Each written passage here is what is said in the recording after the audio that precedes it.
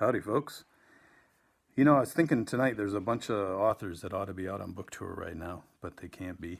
And so I'm going to read the introduction to Off Main Street, which is a book of mine that came out right after Population 485. And the introduction is about what it's like to be on book tour, at least when you're me.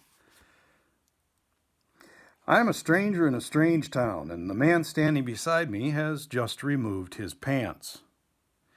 There are mitigating factors. He is well kempt. We are in a laundromat, and as a registered nurse, I have seen this sort of thing before. But they fail to completely dissipate the tension inherent in sharing close quarters with a pantless stranger. I'm in Seattle on day 7 of a paperback book tour that will have me on the road for 29 of 31 days in October. There will be more road time in November. For the hardcover tour, I mostly drove, as far north as Duluth, Minnesota, as far south as Jackson, Mississippi. I put 7,000 miles on my Chevy. Checked in at a Motel 6 so often that Tom Bodette owes me a house payment. A freelance writer should know how to spell and type, but one is equally served by a certain shiftlessness and an affection for truck stops. I've been schooled by truckers and country music roadies over the years, and it's paying off. The secret to getting somewhere isn't to drive fast, a trucker once told me. The secret is to keep that driver's side door shut. When I drove, I had room in the trunk for clothes. On this, the paperback tour, I'm traveling light, carry-on only. 1 week down and laundry has become a matter of civic obligation. And so I have lugged my laptop and dirty socks some 20 blocks to this laundromat, where I'm typing against deadline while waiting on dryer number 11. Across the table, Mr. Sanzapants is reading the sports page. Packers beat the Seahawks. Beer sales in Wisconsin remain steady. Writers sometimes report that book tours are difficult. This sort of comment is unfortunate and will be poorly received by single mothers, strawberry pickers, and astronauts. In Covington, Kentucky, I received a call from my publicist, a heroic former dancer and Canadian named Tim. It was January, and I'd been on hardcover tour since the previous September. Tim was solicitous. How are you holding up? I'd seen a weather map earlier that morning. Back home, the day dawned 11 degrees below zero. My brothers were logging. My dad was in the middle of some deep frozen field flaking out hay for the sheep. The turkey factory workers, having struggled stiff-fingered in the dark to get their cars started in time to make day shift on the evisceration line, would now be well into their day of repetitive motion meat slinging.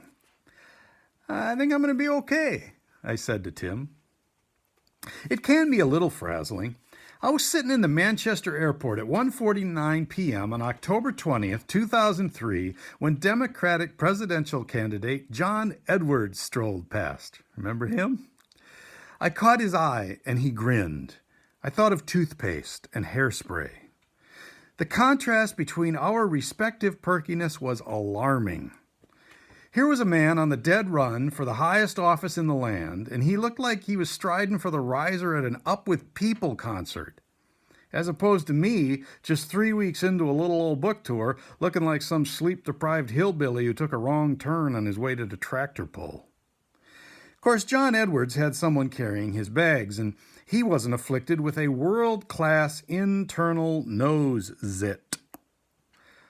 I realize I'm deep into self-disclosure here, but I believe the internal nose zit perfectly captures the glamour quotient of the self-propelled book tour. It appeared front and center, right at the tip of my nose, in Portland, Oregon, the morning of my first television appearance of the tour.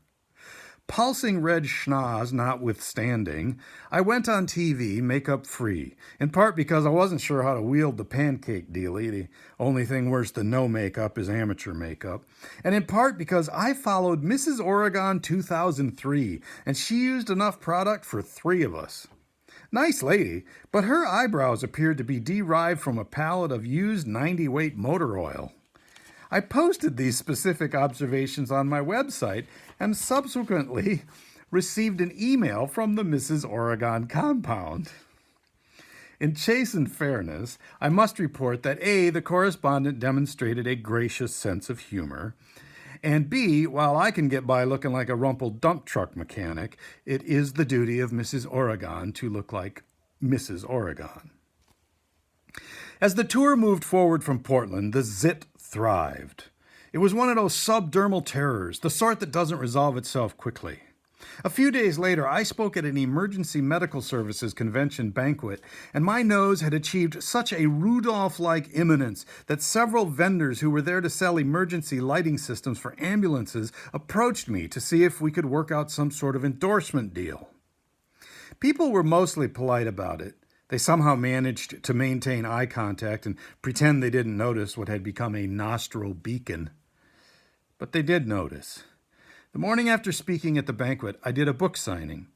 A woman at the front of the line whipped out a tube of antibiotic ointment and squirted a dollop on my index finger.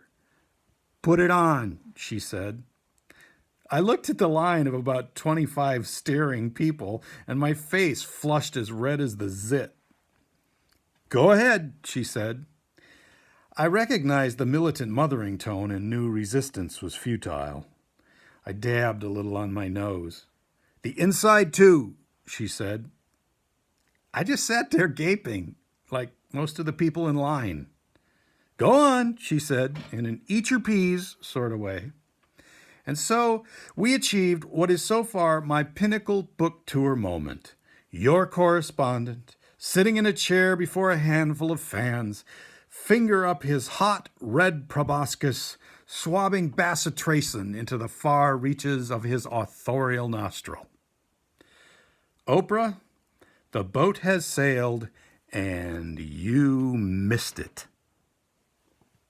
Oprah never did call. Hey, folks, hang in there. That's from the introduction of Off Main Street. There's a whole bunch of stuff in there, including the very final essay in there is about my days as a cowboy in Wyoming. That's right. I was a cowboy in Wyoming. There was only one thing about being a cowboy that was a problem for me, and that is that I'm scared of horses. But that's a story for another day. Hang in there. Forward.